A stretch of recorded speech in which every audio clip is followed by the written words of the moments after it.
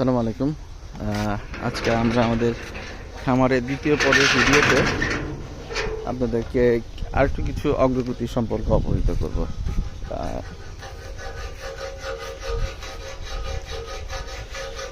এটি হচ্ছে আমাদের ঘাস কাটার মেশিন, যেটা বেসিক্যালি স্যালো মেশিন দিয়ে চালানো হয়।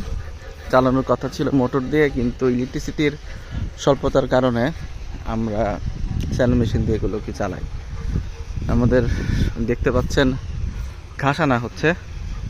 গতকালকে আমরা আগের ভিডিওতে আমরা বলেছিলাম যে এই ঘাসগুলো আমরা সবগুলো নিজের খেতে নিজস্বভাবে উৎপাদিত, এগুলোই আমরা আমাদের গরুদেরকে রেগুলার খাবার হিসেবে দিয়ে থাকি। আজকে আপনাদের কাছে একটা জিনিস একটু ইনফরমেশন দিয়ে রাখি।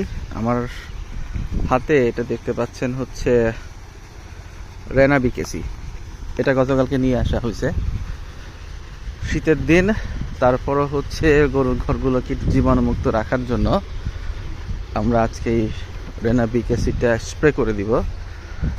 দুপুরের একটু আগে গরুগুলার ঘরগুলো যখন পরিষ্কার করানো হবে তখন আমরা এটা হচ্ছে স্প্রে করে সারা করে দিয়ে দিব, যাতে করে হলো গিয়ে গরুর ঘরটা একটু রোগ জীবাণুমুক্ত থাকে। আমরা আপনাদেরকে আজকে একটু নিয়ে যাই। আমাদের কিছু ইকুইপমেন্ট লাগে এই ধরনের কাজগুলো করতে। এই যে স্যালো মেশিনটা এখানে রাখা হয়েছে, এটা হচ্ছে মাঝে মধ্যে অক্সিজেনের কাজগুলো করে। এগুলো আপনারা ঘরে মাছের খাবার স্টকিং দেখতে পাচ্ছেন। এটা আমাদের এয়ার ওয়াটার আমরা খুলে রেখেছি।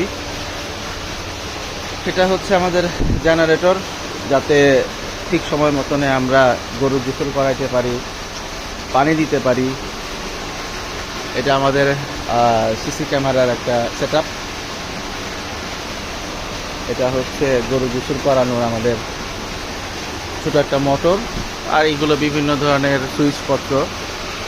এটা দিয়ে, এই মোটরটা দিয়ে আমরা বেসিক্যালি আমাদের পুকুরগুলোতে পানি দিই। এটি 3 ঘোড়ার মোটর।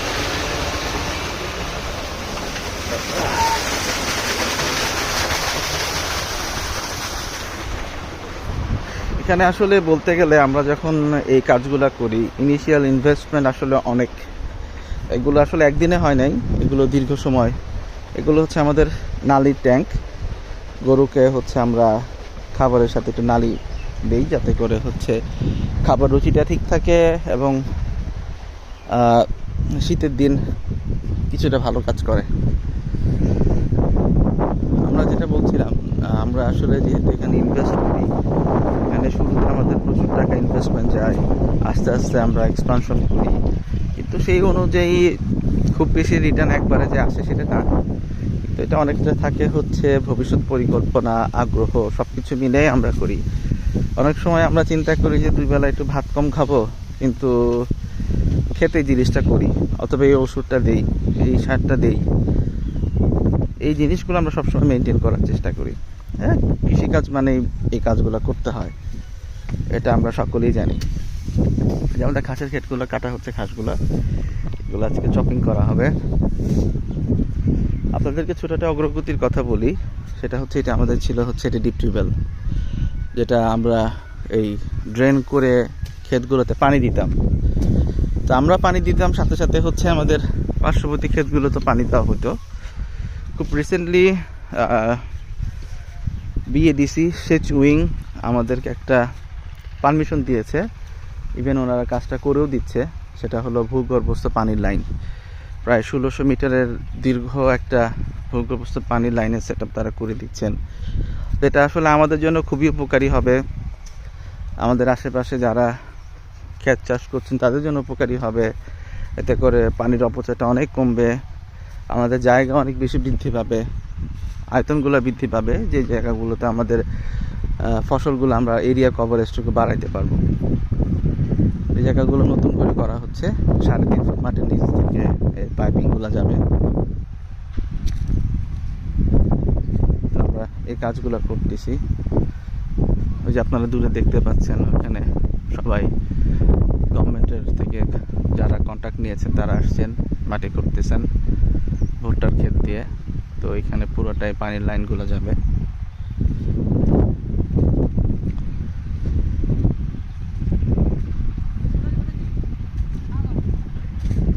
খাবেন?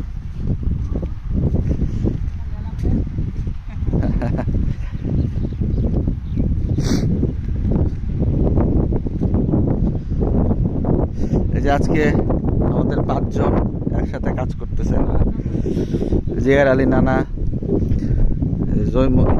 জামরুল ভাই, আমজাদ ভাই, রিটন ভাই, ওটা আমার ছোটকালের দুস্থ গান্ডু ভাই, সবাই মিলে আজকে আমার এখানে আসছে। এই যে ড্রেনের কাজগুলো করতেছে, এই কাজগুলো করবে, করে এটাকে হচ্ছে ক্লিয়ার করে দিবে মাথা পর্যন্ত। বাকিটুকু হচ্ছে যে ওনারা যারা কন্ট্রাক্টরের লোকগুলো আসছে ওনারা কাজ করতেছে, ওনারা বাকি কাজগুলো করবেন।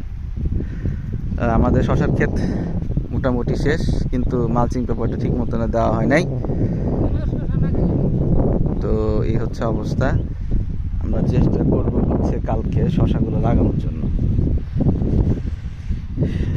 আর আজকে আমাদের দূরে দেখতে পাচ্ছেন ওই ভুট্টার ক্ষেতে নিড়ানি দেওয়ার কাজ চলতেছে। নতুন আমরা একটা নিড়ানির মেশিনের মতো নিয়ে আসছি। তো এটা দিয়ে হচ্ছে পরীক্ষামূলকভাবে আসলে আমাদের ভুট্টার ক্ষেতটা নিড়ানোর কাজ চলতেছে। তো দেখা যাক কি হয়। সকলের কাছে আমরা দোয়া প্রার্থী। আমরা খুব কষ্ট করে এই কাজগুলো করি। যখন ফসলের দাম বেশি হয় তখন সবাই বলে যে ফসলের দাম বেশি কেন। আমরা যে কষ্টগুলো করি এগুলো আসলে মানে ভোক্তা পর্যায়ে তারা আসলে কষ্টগুলো বুঝে না, কেন আমাদের ফসলের দামটা বেশি হয়। আমরা ইচ্ছাকৃতভাবে কাজগুলো করি না। এই আপনারা দেখতে পাচ্ছেন ছোট ছোট পোনা এখানে ছাড়া হয়েছে, ওই যে লাফালাফি করতেছে তারা সাইড দিয়ে। আমরা আসলে কষ্ট করি, কষ্ট করার উদ্দেশ্য হচ্ছে আমরা যাতে ভোক্তা পর্যায়ে ভালো জিনিসটা আপনাদেরকে পৌঁছায় দিতে পারি। কৃষকরা মাঝে মধ্যে খুব বেশি দামে যে পণ্য বিক্রি করে তা ঠিক না। মাছ বলেন, গরু বলেন, অর্থকরী যে কোনো ফসল বলেন, অথবা হচ্ছে খাদ্যশস্যের কথাই বলেন না কেন, কিন্তু সেগুলো আসলে হচ্ছে মধ্যস্বত্বভোগীদের মাধ্যমে দামটা অনেক বেশি বেড়ে যায়। আমরা ন্যূনতম একটা লাভ পেলেই সব কিছু বিক্রি করে দিই।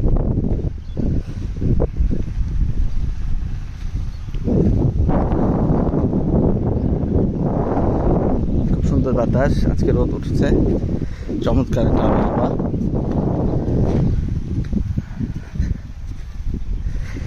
আমার একটা অনুরোধ থাকলো, যাদের সুযোগ সুবিধা থাকে, সুযোগ সুবিধা আছে, আমরা আসলে বিদেশমুখী না হয়ে যদি একটু গ্রামমুখী হই তাহলে মনে হয় আমাদের বেকার সমস্যা অনেক সমাধান হয়ে যাবে,